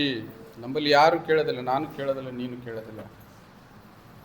ನಾವು ಹೆಂಗೆ ಯೋಚನೆ ಮಾಡ್ತೀವಿ ಅಂತಂದರೆ, ಯಾರಾದರೂ ನನ್ನ ಹತ್ರ ಸಾಲಕ್ಕೆ ಬರ್ತಾರಪ್ಪ ಅಂತಂದರೆ ಇದ್ದು ರೊಕ್ಕಕ್ಕೆ ಏನಾದರೂ ನೆವ ಹೇಳಿಕ್ಕೆ ಶುರು ಮಾಡ್ತೀವಿ. ಪ್ರತಿಯೊಬ್ಬೊಬ್ಬರ ಜೀವನದಲ್ಲಿ ಮಾಡ್ತೀವಿ. ನಾವು ಪ್ರತಿಯೊಬ್ಬೊಬ್ಬರ ಜೀವನದಲ್ಲಿ ಮಾಡ್ತೀವಿ. ಯಾವ ಸಂಬಂಧ ಚಿಂತೆ ಮಾಡ್ಲಿಕ್ಕೆ ಹೋಗ್ಬೇಡ್ರಿ. ಸರ್ವ ವಿಷಯದಲ್ಲಿ ದೇವರ ಮುಂದೆ ಕೃತಜ್ಞತಾ ಸ್ತುತಿ. ದೇವರೇ ನನಗಿದು ಕೊಟ್ಟಿದ್ದಿಲ್ಲಪ್ಪ ಸಾಕಂತನ್ರಿ. ನಾಳೆಗೆ ಏನು ಬೇಕಾಗಿದೆ ಅಥವಾ ವಿಚಾರ ಮಾಡ್ತಾನೆ ನಿನಗಾಗಿ. ಯಾಕೆ ವಿಚಾರ ಮಾಡ್ತಾನಂತಂದರೆ, ಮೊದಲಿನ 2 ವಿಷಯಗಳು ನಿನ್ನ ಜೀವನದಲ್ಲಿ ಇರಬೇಕು. ಅವೆರಡು ನಿನ್ನ ಜೀವನದಲ್ಲಿ ಇತ್ತಪ್ಪ ಅಂತಂದರೆ ಮುಂದಿಂದ ಆತ ಯೋಚನೆ ಮಾಡ್ತಾನೆ. ಏನಂತಂದರೆ, ಯಾವುದ್ರ ಬಗ್ಗೆ ಯೋಚನೆ, ನಿನಗೇನು ಬೇಕಾಗಿದೆ ನೀನು ಪ್ರಾರ್ಥನೆ ಮಾಡು. ನಾಳೆ ನಿನಗೆ ಅವಶ್ಯಕತೆ ಇದೆನಾ, ಮಕ್ಕಳ ಫೀಸ್ ಅವಶ್ಯಕತೆ ಇದೆನಾ, ನಾಳೆ ಇನ್ನೂ ಅದಕ್ಕಿಂತ ಅವಶ್ಯವಾಗಿರ್ತಕ್ಕಂಥ ಸಮಸ್ಯೆ ಇದೆನಾ, ಪ್ರಾರ್ಥನೆ ಮಾಡಪ್ಪ. ನೀನು ಪ್ರಾರ್ಥನೆ ಮಾಡು. ಪರಿಹಾರ ಯಾವುದೋ ರೂಪದಲ್ಲಿ ದೇವರು ನಿನ್ನ ಹತ್ರ ಬರ್ತಾನೆ. ಯಾವ ರೂಪದಲ್ಲಿ ಬರ್ತಾನೋ ಗೊತ್ತಿಲ್ಲ. ನಾನು ಗಾಡಿ ನಡೆಸುವಾಗಿ ನಿದ್ದೆ ಮಾಡ್ತಿದ್ದೆ. ಒಂದೊಂದು ಸಲ ಬಂದಳಿ ಮೇಲೆ ಹೊಂಟಿದ್ದೆ. ಹೆಂಗೆ ಎಷ್ಟರ ತಪ್ಪಿತ್ತೋ ಗೊತ್ತಿಲ್ಲ. ಒಬ್ಬನು ಬಂದು ನಾನು ಹಿಂಗೆ ತೀವ್ದಂಗೆ ಆಗಿಬಿಟ್ಟಿದ್ದೆ. ಅಂತೇಳಿ ಅನ್ನೋದ್ರೊಳಗೆ ಒಂದು ನಿಂತ ಲಾರಿಗೆ ಗೊತ್ತಿದ್ದೆ ನಾನು. ಸ್ವಲ್ಪ ಇಂಥ ಘಟನೆಗಳು ಸಾಕಷ್ಟು ರೀ, ಇಂಥ ಘಟನೆಗಳು ಸಾಕು. ಪೇತ್ರನು ಜೈಲಿನಲ್ಲಿ ಇದ್ದೊತ್ನಾಗ ದೇವದೂತ ಬಂದು ಆತನ ಪಕ್ಕೆ ದೇವಿಸಿದ್ನಂತ, ನಡಿ ದೇವರು ನಿನಗೆ ಬಿಡುಗಡೆ ಕೊಟ್ಟಿದ್ದಾನೆ, ಹೋಗೋಣ, ನೀನು ಹೊರಗೆ ಬಿಟ್ಬಿಡ್ತೀನಿ ಅಂತ ಹೇಳ್ಕಿಸಂತಂದು. ಅವೆಲ್ಲ ವಾಕ್ಯಗಳು ಜ್ಞಾಪಕಕ್ಕೆ ಬರ್ತದೆ. ಅಲ್ಲಿ ಯಾರು ಎಬ್ಬಿಸ್ಲಿಕ್ಕಿಲ್ಲ, ಹಿಂದಿಲ್ಲ ಮುಂದಿಲ್ಲ, ಒಬ್ಬನೇ ಹೋಗ್ತಾ ಇದ್ದೀನಿ ನಾನು. ಕಣ್ಣು ಮುಚ್ಚಿಬಿಟ್ಟವ, ಗಾಡಿ ತಾನೇ ಹೊಂಟದ. ಇನ್ನೊಂದು ಸ್ವಲ್ಪ ಧನ್ನಂತ ಗೊತ್ತಿದ್ದೆ, ಭಾಳ ಒಂದು ಗೆಣ್ಣ ನಂತರದಲ್ಲಿ ಸಟ್ನ ಹಿಂಗೆ ಪಕ್ಕೆಗೆ ತಬ್ಬಿದಂಗೆ ಆದ್ಕೂಡಲೇ ಎಚ್ಚೆತ್ತು ನಾನು ನೋಡೋದ್ರೊಳಗೆ, ದೇವರು ಎಂಥದ್ರಲ್ಲಿ ಉಳಿಸಿದ್ನಪ್ಪ ನನಗೆ. ಆವಾಗ ಪ್ರತಿಯೊಂದೊಂದು ಕ್ಷಣದಲ್ಲಿ ದೇವರನ್ನು ನಾವು ಜ್ಞಾಪಕ ಮಾಡಬೇಕು. ದೇವರು ಇದ್ದಾನೆ ಅಂತೇಳಿ ಪ್ರತಿಯೊಬ್ಬೊಬ್ಬರ ಜೀವನದಲ್ಲಿ ಆತನು ಸಾಬೀತು ಮಾಡ್ತಾನೆ, ಪ್ರತಿಯೊಬ್ಬೊಬ್ಬರ ಜೀವನದಲ್ಲಿ ಮಾಡ್ತಾನೆ. ಅದಕ್ಕಾಗಿ ಯಾವಾಗಲೂ ಕೃತಜ್ಞತೆಯಿಂದಿರ್ರಿ, ಅತಿಯಾಗಿ ನೀವು ಚಿಂತಿಸಬೇಡ್ರಿ. ಇನ್ನೊಂದು ವಾಕ್ಯ ಹೇಳ್ತದೆ 1 ಪೇತ್ರ 5:7 ಆ ಚಿಂತೆನ ಹೆಂಗೆ ಮಾಡಬೇಕು ಅಂತ. ಚಿಂತೆ ಮಾಡೋದು ಬಿಟ್ಟು ನಿಮ್ಮ ಚಿಂತೆಯನ್ನೆಲ್ಲ ಆತನ ಮೇಲೆ ಹಾಕಿರಿ, ಆತನು ನಿಮಗೋಸ್ಕರ ಚಿಂತಿಸುತ್ತಾನೆ. ಸ್ವಸ್ಥಚಿತ್ತರಾಗಿರಿ, ಎಚ್ಚರವಾಗಿರಿ. ನಿಮ್ಮ ವಿರೋಧಿಯಾಗಿರುವ ಸೈತಾನನು ಗರ್ಜಿಸುವ ಸಿಂಹದೋಪಾದಿಯಲ್ಲಿ ಯಾರನ್ನು ನುಂಗಲಿ ಎಂದು ಹುಡುಕ್ತಾ ಇರ್ತಾನೆ. ಅದಕ್ಕಾಗಿ ನಾವೇನು ಮಾಡಬೇಕಾಗಿದೆ? ಎಚ್ಚರದಿಂದ ಇರಬೇಕಾಗಿದೆ, ಚಿಂತೆ ಇಲ್ಲದವರಾಗಿರಬೇಕಾಗಿದೆ. ಚಿಂತೆನ ದೇವರಿದ್ದಂತ ನಮ್ಮ ಮನೆಗೆ ನಮ್ಮ ಹೆಣ್ಮಕ್ಳು ಯಾವಾಗಲೂ ಅಂತಿರ್ತಾರೆ, ನಾಳೆ ಹೆಂಗೆ ಮಾಡೋಣ, ದೇವ್ರಂತ ತಗೋ ಅಂತಾರೆ. ಆಕೆ ತಿಳಿದಂತಾಳು ತಿಳಿಯಾರಂತಾಳು ಗೊತ್ತಿಲ್ಲ, ಆದರೆ ಇವತ್ತು ನನಗೆ ಜ್ಞಾಪಕ ಬಂದಿದೆ. ಅದರಲ್ಲಿ ಎಷ್ಟು ದೊಡ್ಡ ಅರ್ಥ ಇದೆ, ದೊಡ್ಡ ಅರ್ಥ ಇದೆ. ಯಾವುದಾದ್ರೂ ನಮ್ಮ ಹತ್ರ ಇಲ್ಲದೆ ಇದ್ದೊತ್ತು ಹೆಂಗೆ ಮಾಡ್ಬೇಕಿದು ಇಲ್ಲಲ್ಲ ಅಂತೇಳಿ ನಾಳೆಗೆಲ್ಲ ದೇವರಿದ್ದಾನೆ ಬಿಡು. ಪ್ರತಿಯೊಬ್ಬೊಬ್ಬರಲ್ಲಿ ಬರಲಿ ಅಂತ, ಪ್ರತಿಯೊಬ್ಬೊಬ್ಬರಲ್ಲಿ ಬರಲಿ. ಯಾರು ನಾವು ಕಟ್ಟಿ ಇಟ್ಟು ಅದನ್ನು ಸ್ಟಾಕ್ ಇಟ್ಟು ಯಾರೂ ಸಂಸಾರ ಮಾಡೋದಿಲ್ಲ. ಜೀವನ ಅಂತಂದರೆ ಒಂದಿಲ್ಲ ಒಂದು ಕೊರತೆಯಲ್ಲಿ ಇರ್ತದೆ. ಆ ಕೊರತೆಗಳನ್ನು ನೀಗಿಸಿಕೊಳ್ಬೇಕಾದ್ರೆ ದೇವರಿಗೆ ಕೃತಜ್ಞತಾ ಸ್ತುತಿ ಮಾಡಬೇಕಾಗಿದೆ, ಚಿಂತೆ ಮಾಡೋದನ್ನು ಬಿಡಬೇಕಾಗಿದೆ. ಚಿಂತೆ ಸಮಸ್ಯೆ ಕಡಿಮೆ ಮಾಡೋದಿಲ್ಲ ನೋಡ್ರಿ, ನಿಮ್ಮನ್ನು ಬಲನ, ನಿಮ್ಮ ಶಕ್ತಿನ ಇನ್ನೂ ಸ್ವಲ್ಪ ಹೋಗ್ತದೆ. ಒಂದು 4 ದಿವಸ ಆದಮೇಲೆ ಭೇಟಿಯಾಗಿರಿ ಆತಗೆ ಚಿಂತೆ ಮಾಡ್ತಕ್ಕಂಥ ಮನುಷ್ಯನ. ಯಾಕೋ ಎಷ್ಟು ಸೊಟ್ಟಾಗಿದೆಯಲ್ಲ, ಯಾಕೋ ನಿನ್ನ ಮುಖ ಎಲ್ಲ ಬಾಡಿ ಹೋಗ್ಯದಲ್ಲ, ಸಹಜವಾಗಿ. ಯಾಕೆ ಏನು ಮಾಡಮ್ರಿ, ಕತ್ತಿ ತೆಗೆದು ಬಿಡ್ತಾರೋ, ಕತ್ತಿ ತೆಗೆದು ಬಿಡ್ತಾರೆ, ಹಳೇದು ಕತ್ತಿ ಯಾವುದೋ ತಂದು ಕೇಸಿ ಹಾಕಿಬಿಡ್ತಾರೆ. ಅದು ಭಾಳ ತಪ್ಪು. ಅದಕ್ಕೆ ಹೇಳ್ತಾನೆ, ನಿಮಗೆ ಜೀವನದ ಮರ್ಮ ಗೊತ್ತಿಲ್ಲದಕ್ಕೆ ಏನು ಮಾಡಬೇಕಾಗಿದೆ ಅಂತಂದರೆ, ಅದರಲ್ಲಿ ಎರಡನೇದು ಚಿಂತೆ ಮಾಡೋದನ್ನು ಕಡಿಮೆ ಮಾಡಿರಿ. ನಿಮ್ಮ ಚಿಂತೆ ಸಮಸ್ಯೆ ಕಡಿಮೆ ಮಾಡೋದಿಲ್ಲ, ಅದು ನಿಮ್ಮ ಬಲವನ್ನು ಇನ್ನೂ ತಗ್ಗಿಸಿ ಬಿಡ್ತದೆ. ಪ್ರಾರ್ಥನೆ ಮಾಡಿರಿ. ಚಿಂತೆ ಬಂದಾಗ ನೀವು ಪ್ರಾರ್ಥನೆ ಮಾಡಿರಿ, ಆ ಚಿಂತೆಯನ್ನು ಸಮಾಧಾನವಾಗಿ ಬದಲಾಗ್ತದೆ ಅಂತ. ನೀವು ಪ್ರಾರ್ಥನೆ ಮಾಡಿದರೆ ಏನಾಗ್ತದೆ, ಆ ಚಿಂತೆ ಡೈವರ್ಟ್ ಆಗ್ತದೆ, ಈ ಕಡೆಗೆ ಹೋಗ್ತದೆ.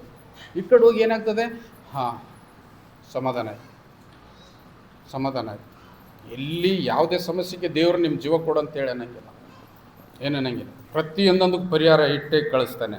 ಅದಕ್ಕಾಗಿ ರೈತರು ಒಳ್ಳೆಯ ಉದಾಹರಣೆ. ಅದಕ್ಕೆ ಚಿಂತೆ ನೋಡ್ರಿ, ಈಗ ಹೆಂಗೆ ಮಾಡ್ತೀವಿ ನಾವು, ಹೌದಲ್ಲ? ಮಳೆ ಬಂದಿಲ್ಲ ಅಂತೇಳಿ ಬಿತ್ತಿದ ಬೀದ ಅಂಟೆಂಟಿ ನೋಡ್ತೀವಿ, ಬೆಳೀತದೇನೆ? ಅದು ಬೆಳೆಯಂಗಿಲ್ಲ. ಮುಚ್ಚಿಬಿಡ್ರಿ, ಅದನ್ನು ಮುಚ್ಚಿಬಿಡ್ರಿ, ಮ್ಯಾಕ್ ನೋಡ್ರಿ, ಪ್ರಾರ್ಥನೆ ಮಾಡಿರಿ. ನಾವು ಮಾಡಿದ್ವಲ್ಲ, ಪ್ರಾರ್ಥನೆ ಕೇಳಲಿಲ್ಲ, ಸಿಕ್ಕಿಲ್ಲ ನಮಗೆ ಮಳೆ, ಸಿಗ್ತದೆ. ರೈತನಷ್ಟು ತಾಳ್ಮೆಯಿಂದಿರ್ರಿ. ಅವನಿಗೆ ಗೊತ್ತಿಲ್ಲ, ಬಿತ್ತದೊಂದೇ ಗೊತ್ತಿದೆ. ಹೆಂಗೆ ಬರ್ತದೆ, ಹೆಂಗೆ ಬೆಳೀತದೆ, ಅದ್ರ ಬಗ್ಗೆ ಯೋಚನೆ ಮಾಡೋದಿಲ್ಲ. ಮಳೆ ಬರಲಿಲ್ಲ, ಅದೊಂದೇ ಯೋಚನೆ ಮಾಡ್ತಾನೆ ಅಂತ. ಹೋಗ್ರಿ, ಪ್ರಾರ್ಥನೆ ಮಾಡಿರಿ, ದೇವರು ಏನು ಮಾಡ್ತಾನೆ, ನಿಮಗೆ ಅದಕ್ಕೆ ಪರಿಹಾರ ಕೊಡ್ತಾನೆ. ಅದಕ್ಕಾಗಿ ಚಿಂತೆ ಏನು ಮಾಡ್ತದೆ ಅಂತಂದರೆ, ನಮಗೆ ಭಾರ ಇನ್ನೂ ಹೆಚ್ಚು ಮಾಡ್ತದೆ. ಪ್ರಾರ್ಥನೆ ಮಾಡಿದರೆ ಆ ಭಾರ ನಮಗೆ ಕಡಿಮೆ ಆಗ್ತದೆ. ಮೂರನೇದಾಗಿ ನೋಡೋಣ, ಸರಳ ಜೀವನ ಜೀವಿಸಿರಿ. ಸರಳ ಜೀವನ ಹೆಸರು ಬಂತಲ್ಲ, ಸಾಕು ಮಾಡೋಣ, ಒಂದು ಹೇಳ್ಬಿಡ್ತೇನೆ. ಸರಳ ಜೀವನ ಜೀವಿಸಿರಿ. ಪ್ರತಿಯೊಬ್ಬೊಬ್ಬರು, ನಮಗೆ ಆಡಂಬರ ಬೇಡ, ನಮಗೆ ಬೆಳ್ಳಿ ಬಂಗಾರ ಬೇಡ, ನಮ್ಮ ಪಕ್ಕದಾಗ ಇಷ್ಟು ಎತ್ತರ ಕ್ಯಾಶ್ ಇಟ್ಕೊಂಡು ಕುಂತು ಬ್ಯಾಂಕ್ ಬ್ಯಾಲೆನ್ಸ್ ಇಟ್ಕೊಂಡು ಮಾಡೋದು ಬೇಡ. ಸರಳ ಇರಲಿ. ಇವತ್ತಿನ ಊಟ ಪ್ರಾರ್ಥನೆ ಮಾಡ್ತೀವಲ್ರಿ ನಾವು, ಪರಲೋಕದಲ್ಲಿರುವ ನಮ್ಮ ತಂದೆ, ಒಮ್ಮಲೆ ವರ್ಷಿನ ಆಹಾರ ಕೊಡು ಅಂತೇಳಿ ಕೇಳಲಿಲ್ಲ ನಾವು. ಬರೀ ಈ ದಿನದ ಆಹಾರ ಕೊಡು, ನಮಗೆ ಇವತ್ತಿನ ಆಹಾರ ಕೊಡು. ಅದಕ್ಕಾಗಿ 12 ಆಡಂಬರದ ಪ್ರಾರ್ಥನೆ ಬೇಡ ಅಂತೇಳಿ ಯೇಸು ಸ್ವಾಮಿ ತನ್ನ ಶಿಷ್ಯರಿಗೆ ಕಲಿಸಿದ. ನೀವು ಎಷ್ಟಂದರೆ ಸಾಕಪ್ಪ, ನೀವೇನು ಬೇಡಿರ್ತಿದ್ದದು ಎಲ್ಲಷ್ಟು ಅದರಲ್ಲಿ ಬರ್ತದೆ ಅಂತೇಳಿ. ಅದಕ್ಕಾಗಿ ಆತನು ಹೇಳ್ತಾನೆ, ಸರಳವಾಗಿ ಜೀವನ ಮಾಡ್ರಿ ಅಂತೇಳಿ. 1 ತಿಮೋಥೆ 6ನೇ ವಚನದಲ್ಲಿ, ಸಂತುಷ್ಟಿ ಸಹಿತವಾದ ಭಕ್ತಿಯು ದೊಡ್ಡ ಲಾಭವೇ ಸರಿ, ನಾವು ಲೋಕದೊಳಗೆ ಏನು ತಗೊಂಡು ಬರಲಿಲ್ಲವಷ್ಟೇ, ಅದರೊಳಗಿಂದ ಏನು ತಗೊಂಡು ಹೋಗಲಾರೆವು. ಮೊದಲನೇದಾಗಿ ತಿಳ್ಕೊಳ್ಬೇಕು ನಾವು ಸರಳ ಜೀವನಕ್ಕೆ. ನಾವು ಬರೋ ಮುಂದೆ ಏನು ತೊಗೊಂಡು ಬಂದಿಲ್ಲ. ನಾವು ಸ್ಥಳಗಳು ಬೇರೆ ಆಗಿರ್ಬೋದು, ಒಂದು ಬಡವ್ರ ಮನೆ ಆಗಿರ್ಬೋದು, ಒಂದು ಸಾಹುಕಾರ ಮನೆ ಆಗಿರ್ಬೋದು, ಒಂದು ಅರಮನೆ ಆಗಿರ್ಬೋದು, ಒಂದು ಕಿರುಮನೆ ಆಗಿರ್ಬೋದು ಅಷ್ಟೇ. ಆದರೆ ಹೋಗಪ್ಪ ಅಂತೇಳಿ ನಮಗೇನು ಕಳಿಸ್ಕೊಟ್ಟಿಲ್ಲ. ಮತ್ತು ವಾಪಸ್ ಹೋಗುವಾಗ ನಾವೇನು ತೊಗೊಂಡು ಹೋಗೋದಿಲ್ಲ. ಇದರ ಅರ್ಥ, ಇದರ ಮರ್ಮ ತಿಳ್ಕೊಬೇಕು. ನಾವು ತಿಳ್ಕೊಂಡಾದರೆ ನಾವು ಲೋಕದೊಳಗೆ ಏನು ತೊಗೊಂಡು ಬರಲಿಲ್ಲವಷ್ಟೇ, ಅದರೊಳಗಿಂದ ಏನು ತೊಗೊಂಡು ಹೋಗಲಾರೆವು. ನಮಗೆ ಅನ್ನ ವಸ್ತ್ರಗಳಿದ್ದರೆ ಸಾಕು. ನಮಗೆ ಅನ್ನ, ಬಟ್ಟೆ, ಒಂದು ಮನೆ ಇಷ್ಟಿದ್ರೆ ಸಾಕಂತೇಳಿ ಹೇಳ್ತಾರೆ. ನಮಗೆ ಅನ್ನ ವಸ್ತ್ರಗಳಿದ್ದರೆ ಸಾಕು. ಐಶ್ವರ್ಯವಂತರಾಗಬೇಕೆಂದು ಮನಸ್ಸು ಮಾಡುವವರು ದುಷ್ಪ್ರೇರಣೆಯಿಂದ ಉರುಳಿನಲ್ಲಿ ಸಿಕ್ಕಿಕೊಂಡು ಬುದ್ಧಿ ವಿರುದ್ಧವಾಗಿಯೂ ಹಾನಿಕರವಾಗಿಯೂ ಇರುವ ಅನೇಕ ಆಶೆಗಳಲ್ಲಿ ಬೀಳ್ತಾರೆ. ಇಂಥ ಆಶೆಗಳು ಮನುಷ್ಯರನ್ನು ಸಂಹಾರ ನಾಶನದಲ್ಲಿ ಮುಳುಗಿಸ್ತದೆ. ನಮಗೆಲ್ಲ ಕಾರಣ ಏನು? ಪಾಪ ಮಾಡಲಿಕ್ಕೆ ಕಾರಣ ಆಸೆ. ಆಸೆ ಅಲ್ಲ, ಏನು? ದುರಾಶೆ. ಆಸೆನೇ ಪಾಪಕ್ಕೆ ಮೂಲ. ನನಗೆ ಬೇಕಾಗಿದೆ, ನೋಡು ಅವನ ಮನೆ ಕಟ್ತಾ ಇದ್ದಾನೆ, ಇವತ್ತು ನಾನು ಯಾವಾಗ ಕಟ್ಟಬೇಕು? ಆಗ್ತದೆ ನಿನಗೆ ಯೋಗ್ಯತೆ ಇದ್ರೆ ಕಟ್ಟಬೇಕಂತೇಳಿ ಸಾಲ ತಂದು ಕಟ್ಕೊಳಕ್ಕೆ ಹೋಗಬೇಡ. ಅವನು ಗಾಡಿ ತೊಗೊಂಡು ಬಂದ, ನಾನು ತರಬೇಕು, ಬೇಡ ಅಂತ ದುರ್ವಿಚಾರಗಳು. ದೇವರು ನಿನಗೆ ಕೊಡ್ತಾನೆ. ನೀನು ಪ್ರಾರ್ಥನೆ ಮಾಡು, ಮೊದಲು ಪ್ರಾರ್ಥನೆ ಮಾಡು. ನಿನ್ನ ಜೀವನ ಸರಳವಾಗಿರಲಿ, ಆಡಂಬರ ಬೇಡ. ಆ ಯಮ್ಮ ನೋಡಿ ಇಷ್ಟು ಬಂಗಾರ ಹಾಕ್ಕೊಂಡು ಹೋಗಿದ್ದಾಳೆ, ಕೆಲಸದಲ್ಲ. ಹಸುವಾದಾಗ ಅದೇನು ತಿನ್ನಕ್ಕೆ ಬರ್ತದೆ ಬಾಯಿಗೆ ಇಟ್ಕೊಂಡು? ದೇವ್ರು ಕೊಟ್ಟಿದ್ರೆ ಇಟ್ಕೊಳ್ರಿ, ಬೇಡ ಅಂತೇಳಿ ನಾವೆಲ್ಲಿಯೂ ಹೇಳೋದಿಲ್ಲ. ಆದರೆ ನಮ್ಮ ಜೀವನ ಏನಿರಬೇಕಂದ್ರೆ ಬಹಳ ಸರಳವಾಗಿರಬೇಕು ಅಂತ ಹೇಳ್ತದೆ. ಅದಕ್ಕಾಗಿ ಆತನು ಹೇಳಿದ್ರೆ, ಅನ್ನ ವಸ್ತ್ರಗಳಿದ್ದರೆ ಸಾಕು, ಐಶ್ವರ್ಯವಂತರಾಗಬೇಕೆಂದು ಮನಸ್ಸು ಮಾಡುವವರು ದುಷ್ಪ್ರೇರಣೆಗೆ ಒಳಗಾಗ್ತಾರೆ. ಅವನಿಗೆ ನಾನು ಆಗ್ಬೇಕಾಯ್ತಪ್ಪ ಅಂತಂದರೆ ಹೋಗಲ್ಲಿ ಸಾವುಕಾರ ಕುಂತಿದ್ದಾನು ಬಡ್ಡಿ ಕೊಡ್ಲಿಕ್ಕೆ 5 ರಂಗ್ ಕೊಡ್ತೀನಿ ಅಂತ ನೀನು ಅವಸರಕ್ಕೆ ಅವನು ಹೋಗಿ ತರಬೇಕಾ, ಆಮೇಲೆ ವಾಪಸ್ ಕೊಡ್ಲಿಕ್ಕೆ ಆಗೋದಿಲ್ಲ. ಇದನ್ನು ತೊಗೊಲಿಕ್ಕೆ ಆಗಲಾರದು ಹೋಗಿ ಮತ್ತು ಅವನಿಗೆ ಎಲ್ಲಿ ಬಡ್ಡಿ ಕೊಡ್ಲಿಕ್ಕೆ ಹೋಗ್ತೀವಿ. ಒಂದರಿಂದ ಒಂದು ನಮ್ದು ಏನಾಗಿಬಿಡ್ತದೆ, ತಗ್ಗು ಇನ್ನೂ ಸ್ವಲ್ಪ ದೊಡ್ಡದಾಗ್ತದೆ. ಅದಕ್ಕಾಗಿ ಪ್ರಿಯರೇ, ನಮ್ಮ ಜೀವಿತವನ್ನು ಸರಳವಾಗಿ ಸಹಜವಾಗಿ ಮಾಡಿಕೊಳ್ಬೇಕಾಯ್ತಂದ್ರೆ ಇಂಥ ಕೆಟ್ಟ ಯೋಚನೆಗಳು ನಮ್ಮ ಜೀವನಕ್ಕೆ ಬರಲೇಬಾರದು. ಒಂದು ವೇಳೆ ಬಂದಿದ್ದೀಯಾದರೆ ಆತನು ಒದಗಿಸಿಕೊಡ್ತಾನೆ. ಮೊದಲು ಪ್ರಾರ್ಥನೆಗೆ ಅಣಿಯಾಗಬೇಕು. ನಾವು ಪ್ರಾರ್ಥನಾ ಮುಖಾಂತರವಾಗಿ ನಮ್ಮ ಮನವಿಗಳನ್ನು ಆತನ ಮುಂದೆ ಇಟ್ಟರೆ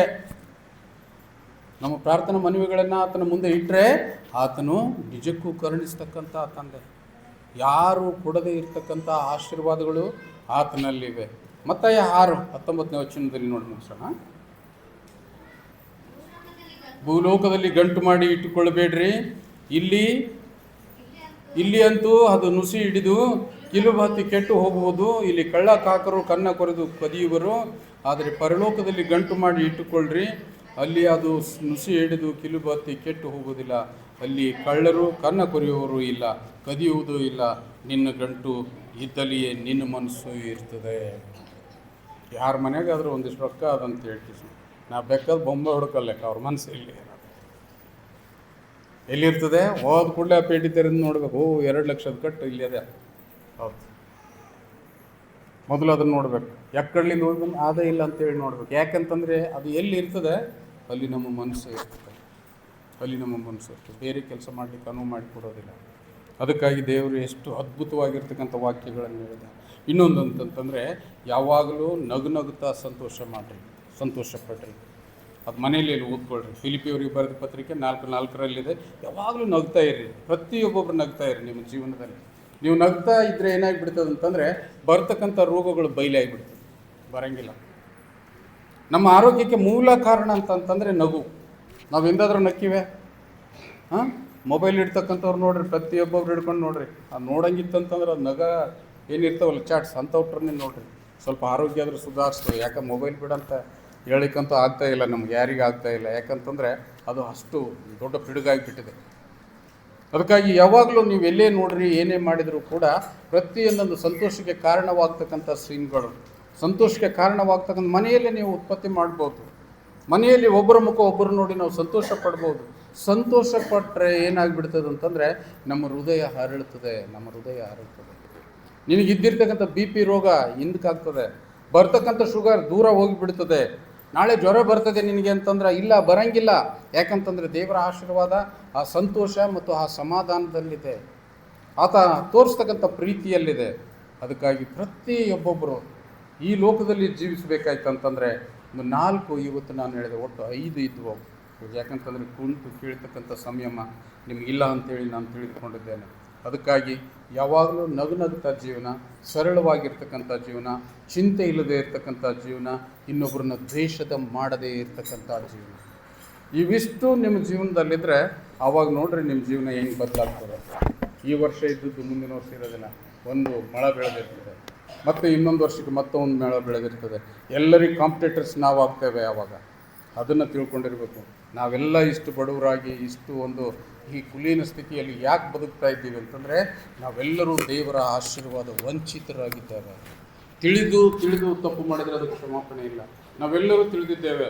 ಪ್ರತಿಯೊಂದೊಂದು ನ್ಯಾಯವನ್ನು ನಾವು ಎಲ್ಲಿ ಅದಕ್ಕೆ ಆಚರಿಸ್ತೇವೆ. ಯಾರು ನ್ಯಾಯ ಆಚರಿಸೋದಿಲ್ಲ. ಯಾರಿಗಾಗಿ ನಾವು ಕರುಣೆ ಪಡ್ತೇವೆ, ಯಾರು ಕರುಣೆ ಕೊಡೋದಿಲ್ಲ. ಸರಳವಾದ ಜೀವನ ಎಲ್ಲಿ ಬೇಕಾಗಿದೆ? ಇಲ್ಲ, ಸರಳವಾದ ಜೀವನ ಇಲ್ಲ, ಆಡಂಬರದ ಜೀವನ ಬೇಕಾಗಿದೆ. ಇಷ್ಟೆಲ್ಲ ಗೊತ್ತಿದ್ರೂ ಕೂಡ ಮತ್ತೆ ಈಗ ಬಿಟ್ಟರೆ ಮತ್ತೆ ಈ ರೀತಿ ಇರ್ತಕ್ಕಂಥ ಜೀವನ ನಾವು ಇನ್ನೊಬ್ಬರಿಗೆ ಮಾದರಿ ಆಗಲಿಕ್ಕೆ ಸಾಧ್ಯವೇ ಅಂತಕ್ಕಂಥ ಪ್ರಶ್ನೆಯಿಂದ ನಾವು ಮನೆಗೆ ಹೋಗೋಣ. ಅದಕ್ಕೆ ಉತ್ತರ ಹುಡುಕಿಕೊಳ್ಳೋಣ. ಸತ್ಯವೇದದಲ್ಲಿ, ದೈವವಾಕ್ಯದಲ್ಲಿ ಅದಕ್ಕೆ ನಿಮಗೆ ಉತ್ತರ ಸಿಗ್ತದೆ. ಕೊನೆಯದಾಗಿ 255ನೇ ಜಪಕಾಲ ತಿರಿತೀಗ ಸಂಗೀತ ಮೊದಲ ಮತ್ತು ಕೊನೆಯ ವಚನಗಳನ್ನಾಡಿ ಮುಗಿಸಿ.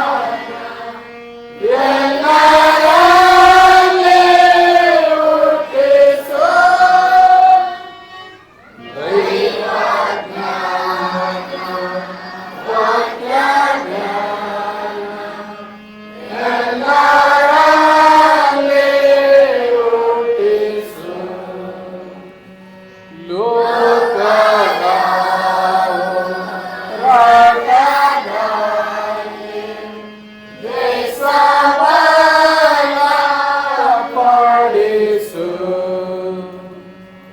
ಜೀವದಾಂತ್ಯ ಕಾಲದಲ್ಲಿ ನಮ್ಮನ್ನ ಆಶೀರ್ವದಿಸು.